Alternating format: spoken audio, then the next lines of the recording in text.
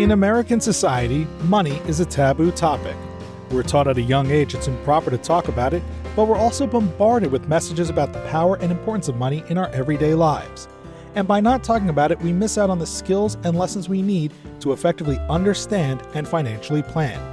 That changes today. Welcome to Money Tales. Hosted by Sandy Brager and Cami Doder, Money Tales brings more than 35 years of combined professional experience in personal finance to demystify money and demonstrate what it's like to speak openly about personal financial matters. Join us each episode as they interview modern-day movers and shakers about how money decisions intertwine with their daily lives in order to give you better insight into productive financial conversations.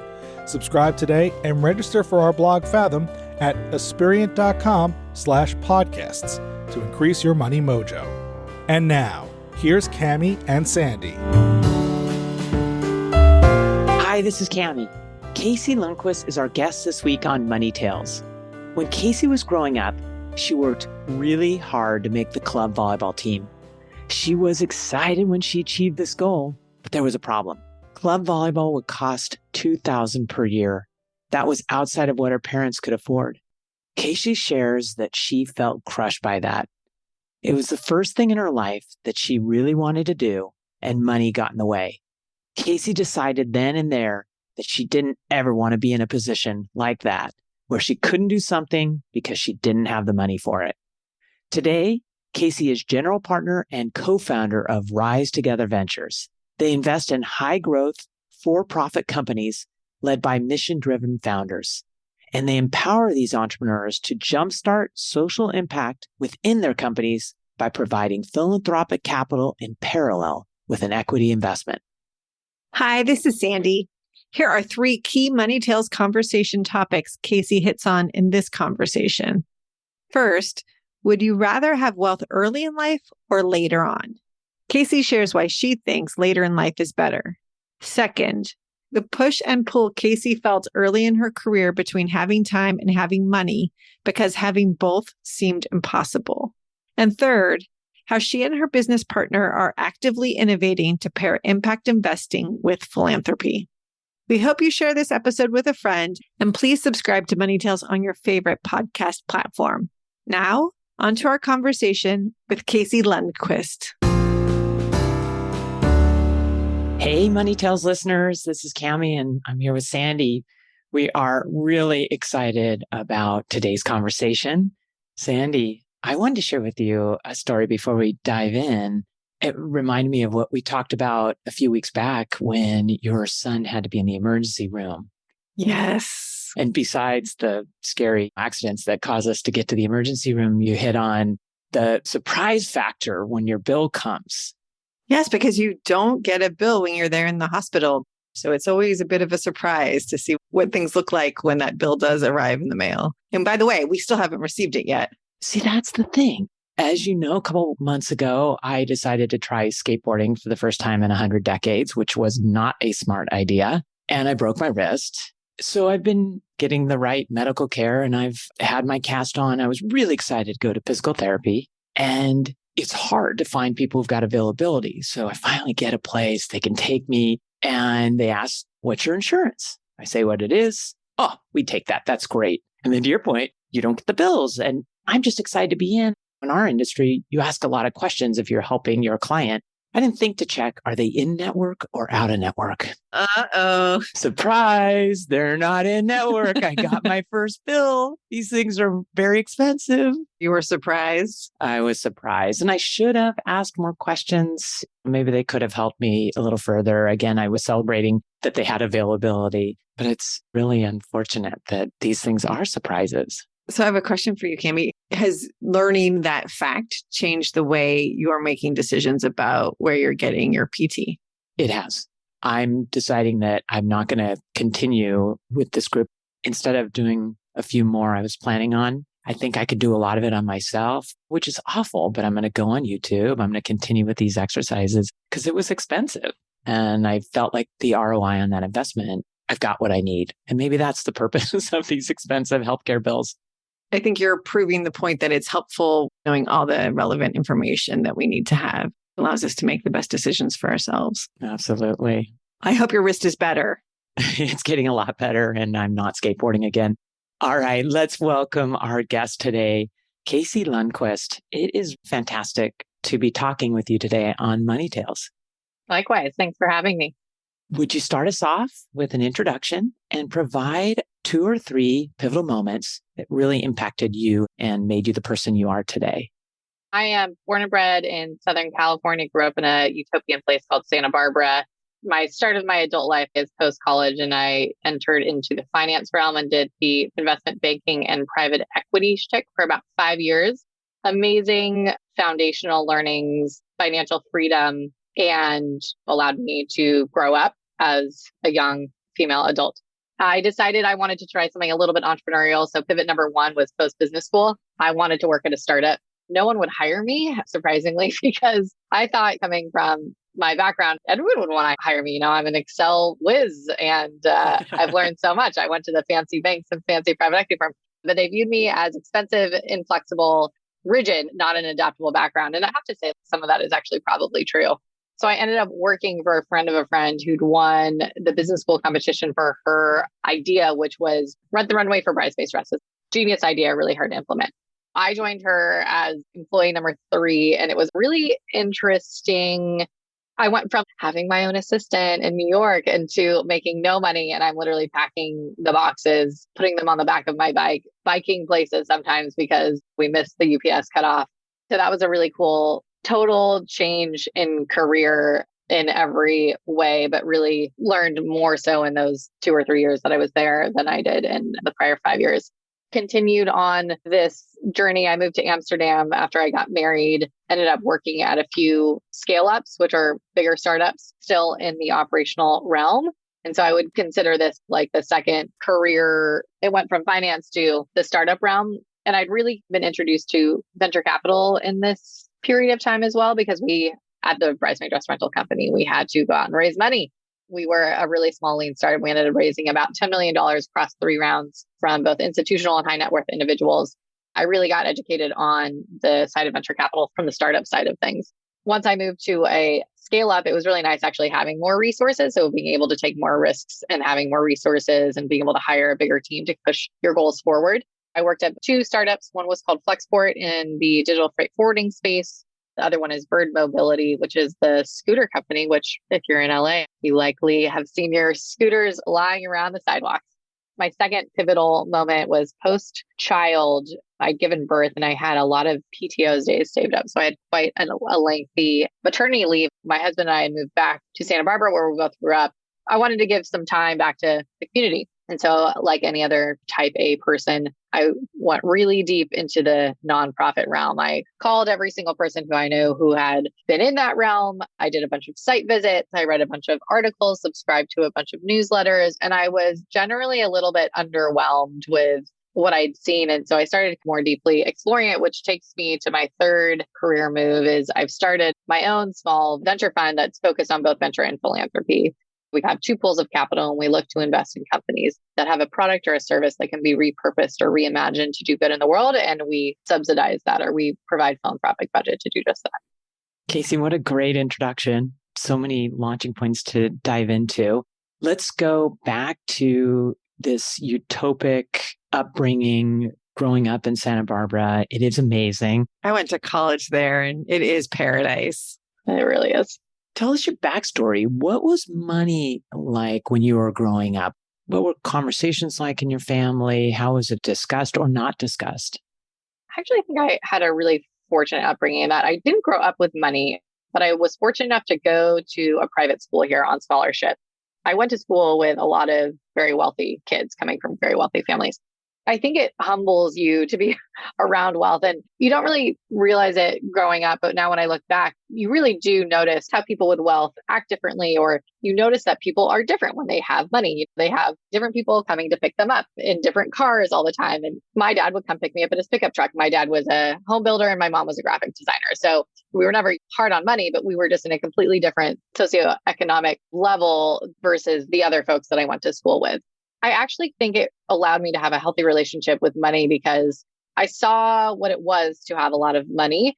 I saw that I grew up in a very happy home. And I saw these other kids who actually came from these homes that were a bit broken. And now when I look back on it, I think it was largely driven by the amount of money. But it was humbling in that there were times that I recall being uncomfortable when I was the last one to get picked up because I don't have a nanny to pick me up. And so I had to wait for my parents to finish their workday. And sometimes that meant not getting picked up till 5:30 when kids were getting picked up 3:30. And I would sit there and do my homework. And as a result, I actually got really good grades. I had a lot of free time to do my homework. Were you thinking about the money differential in those moments? Yeah. And it's interesting because I was young, third or fourth grade, and you think a third grader or fourth grader doesn't really understand this. But I remember at times being embarrassed because I got picked up in a pickup truck later in the day and people are coming in their fancy Range Rovers. And now that I have my own children, I want to make sure that I put pressure on me to have those discussions at younger ages, because when I think back to it, I think kids really do understand and see money and the differences of people that have money and don't at much earlier stages than I would have guessed now that I am an adult. Were your parents tuned into that with you at the time and talking with you about how the money situation was different between your family and most of the kids you were going to school with? Yeah, it came up more as I would say, I want these new pairs of shoes because my classmates literally come with a new pair of shoes every day. And I was like, this is wild. It was a private school, so you wore the same clothing every day, which was really nice. You didn't have that differentiation on clothing, but then the way to differentiate yourself was through shoes. And Adidas were really cool. And so people would come in with Adidas with different colored stripes every day. And I got one pair of shoes per school year. You don't really need more than one pair of shoes per kid, but it would manifest itself in that way of, I want a different pair of shoes. Like Sally in my class has different shoes every day. And it's like, that's just not in our wheelhouse. Or one time I really wanted to join the club volleyball team that was outside of school. I made the team and I was really excited, but it was an extra $2,000 a year. And that was a lot of money to my family. And it should be considered a lot of money to anyone, I think. I remember my parents said, oh, it's just not a good time. It was in the early 2000s. Markets had crashed. It just wasn't a good time for home building or anything. And I remember feeling so upset, crushed, and not understanding why I couldn't participate this when I had worked so hard to make the team. And I made the team and it was such an amazing opportunity. My parents ended up scrambling together and asked some family members to chip in. So I was able to participate in this and it was a really meaningful thing. But I remember thinking, that was the first thing in my life that I really wanted to do and I couldn't do because of money. And I think that drove something in me where I don't ever want to be in a position where I can't do something because I don't have money. Like it gave me fire that I don't think other kids who grew up with money actually had. And so I think it's part of the reason why I worked so hard and got good grades so I could go to a good school and then ended up in investment banking. I wasn't passionate about investment banking, but it allowed me to have the financial freedom to do what I wanted to do. Would you describe to us what you observed with these other kids you're growing up with, that money was a detractor? It should be nothing but positive, creates all these opportunities, but you talked about the broken homes and things like that. Describe what you were observing. I think it's later in life. So I always think of if you had a chance to be really rich at one period of time, I would say later in life would be the time to be rich, because I've seen children come from these families where they were quite wealthy. And for one reason or another, the families lost a lot of money. And I think when you grow up with a lot of money, you don't have the tool sets, you don't learn the skills of dealing with life and the hard things that come about when you don't have money. If you grow up without money, you just have a different perspective on life and what is necessary and what's not necessary and how to find happiness without needing to go to the toy store and buy a bunch of things. And so I think it's really the families and the children who grew up with a lot of money and therefore didn't acquire certain skill sets or coping capabilities, which then when you're post-college and all of a sudden your parents can't afford to pay for you and you haven't really found what you want to do or are passionate in life and are able to subsist on your own financially, it's almost too late. Kasey, you said you had a fire burning in your belly from these childhood experiences, and that led you into the investment banking world. And earlier, you told us about the first real pivot into startup world, and you had a very different financial situation then. Can you tell us a little bit more about that experience? It's always a balance of, do you want life or do you want money?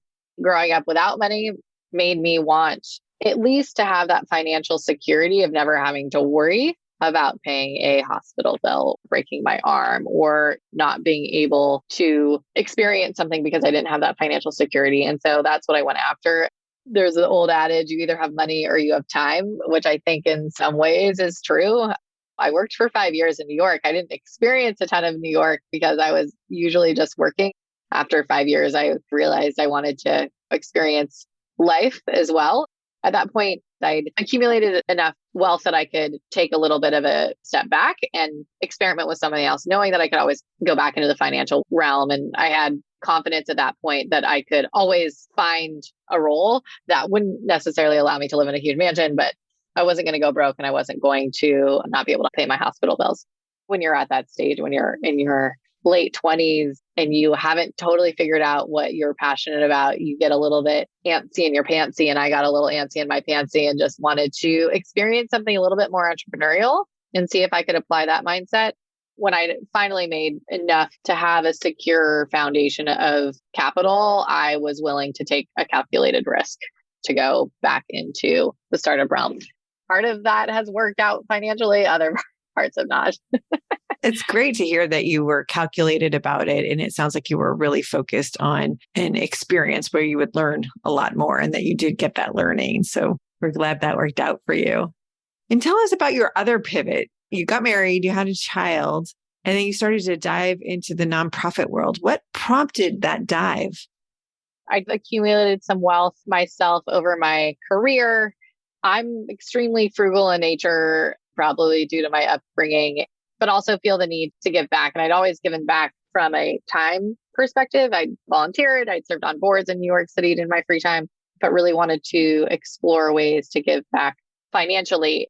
Probably part of it is having kids and wanting to leave the world a better place for your kids. And specifically for me, feeling fortunate that I have financial comfort. My husband has financial comfort that we can hire a nanny and we can pay for our kids to go to preschool and then go to museums on the weekend and really experience interesting things. I really wanted to enable other underprivileged children to experience something. And so I dove into that realm. Someone shared a stat with me that 80% of your brain is developed at age 3, and it makes you think you need to provide young children with healthy educational experiences at a younger age. And our government doesn't necessarily allow for that quite yet. So how can we help younger children experience educational things as early as possible, despite their socioeconomic backgrounds? You talked about getting a strong foundation in finance. Obviously, when you were working in investment banking and private equity. So you were doing that for 5 years, but you learned the most in the 2 years at your first startup. What do you think you learned about money in those 2 years? Just taking lean startup and lean mentality to the extremes, both personally and professionally. Personally, I'm making less post business school. I have business school loans to pay back. And I'm used to having a pretty substantial paycheck that allows me to do things. And all of a sudden I'm making less than I made literally my first year out of college. You hope that your equity converts into something meaningful, but that's a total hope. And no one going into startups should assume that a single share of your equity will convert into anything more than a cent. The company ended up going under. And so my equity did go to zero. It was an experience that was less financially fruitful than you'd obviously hoped. So it was really just buckling down. It seems weird. In finance, I never thought about making myself a sandwich or a lunch. I would just go out and buy one, even though it was $20 buy a salad in New York. And all of a sudden it was like, nope, I am bringing my own lunch to work every single day. It is a sandwich every single day because you need to really strap down. And the same thing from a company perspective. You're basically trying to make payroll every other Friday. And we really had this very frugal mentality, making sure we were using our cash as wisely as possible. It was a really capital intensive business because you needed to buy deep into certain SKUs of dresses, sizes, and colors. We built things and broke them very quickly, but built them on real shoestring budgets. So if you looked at our warehouse where we kept our dresses, we hired some people off the streets to outfit our warehouse so we could fit all these dresses in. When we talk to operations people from Rent the Runway, you get introduced to these really fancy people. And it's like, here, this is the drawing that we think we would do. And you say, oh, thank you so much. And then you take that drawing to the person next door to do it for $5,000 instead of the $50,000 budget that you were quoted from the professionals. So it was really about hustling. And it's amazing how much you can get done if you hustle. It was a big learning of mine. And you always have to ask. That was another big learning. Always ask for help and always ask for a discount. I do this My husband is so embarrassed, but there's actually a book called The Happiness Project. And one of the months is about just asking for discounts, going to Starbucks and saying, would you give it to me for 10% off? Can you give me a 10% discount today? It's my birthday. What are you going to lose? You have nothing to lose asking for discounts. Everything is negotiable in my mind. Oh, that's a good one. And that was a big learning from this time. We had a shoestring budget, so we weren't able to afford it. So I think it's uncomfortable for people with money to ask. Some people see that as a faux pas, but the world is a marketplace and there is no reason to try and find a mutually beneficial price for everything you buy, whether it's a coffee, whether it's a bag, whether it's a house. People are always negotiating. A lot of rich money learning in here. Tell us how you're taking this into the philanthropic world from a venture standpoint. I've now been blessed. My mother remarried later in life to someone who's been very generous to me. And I mentioned earlier that I'd rather have money later in life than earlier in life. I've been lucky enough that I've lived that life where I didn't necessarily grow up with money, but then I earned my own money. And now I've been surrounded by family members who have been more financially successful. And that made me think earlier than I necessarily would have about being philanthropic.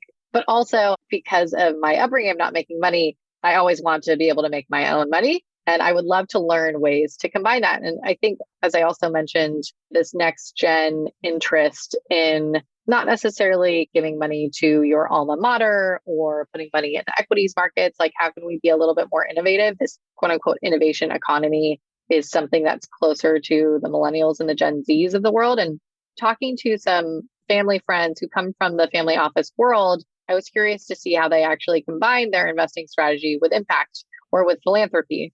And a lot of them keep them very siloed. And I don't think that necessarily makes sense.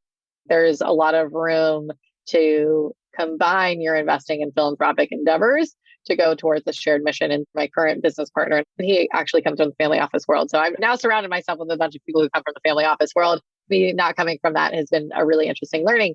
But he was struggling with the same thing with his own internal family office of how can I create impact and how can I find joy, happiness, and energy in what I'm doing when I've been lucky enough to grow up with money. And he also comes from the venture world. So he saw the impact that startups can make. The solution that we came up with was how can we empower and encourage these founders with different human potential of moving quickly, innovating, breaking things, and being creative? How can we empower them with philanthropic capital to make change in the world? But also, how can we make a buck while doing this? There's so much money sitting in philanthropic pools of capital, not just foundations, but even DAFs. There's something like $200 billion sitting in DAFs right now that isn't really moving. How can we empower folks who have put money into DAFs to do something more meaningful and impactful with their money? And so we created a fund that is essentially two pools of capital. One is a bread and butter venture fund. And the other is a pooled DAF, donor advised fund. And essentially what we do is we look for companies in the pre-IPO space, anywhere from Series A to Series C or E, that have a product or a service that they're providing, but can't necessarily provide it to all populations due to the for-profit nature of these businesses. You also have nonprofits that have a place in progressing human progress, but don't necessarily have the resources or the innovation mindset of creating change at scale. And they're also tied to their annual budgets, where for-profits have a capitalistic engine that allows them to grow exponentially rather than linearly. So if we have the ability to connect these two worlds and allow these nonprofits to connect onto these capitalistic engines, is there a way that we can empower these companies, these startups, to create good in the world? This is all a bit philosophical, so I'll give you an example. There is a company called Flexport, which I actually used to work at, and now is a portfolio company of ours. They are freight forwarders. So they choreograph the movement of goods throughout the world. So if you are wearing Allbirds shoes or you have a Sonos speaker in your office. I am wearing Allbirds shoes. There you go. Well, those probably came from Flexport. Those came from China and they had to get on a boat to get here. If you opened your eyes and said, what other stuff is really important in the world that needs to move around? Medical supplies, medical goods, especially during times of disaster when things need to get somewhere quickly. Why not empower Flexport, a master at choreographing the movement of goods in a technology first way? Why not empower them to help UNICEF move goods to Haiti after a time of disaster? And from a donor perspective, I would much rather fund the movement of goods via a Flexport, which moves more quickly, has better volume discounts, It's thinking creatively about ways companies can shift their business model a little bit to do good in the world.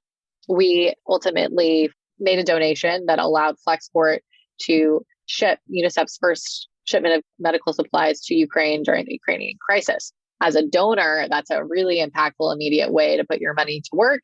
And as a venture capitalist, we also invest in the businesses on the side. We're excited about companies that can create purpose and create value outside of financial value.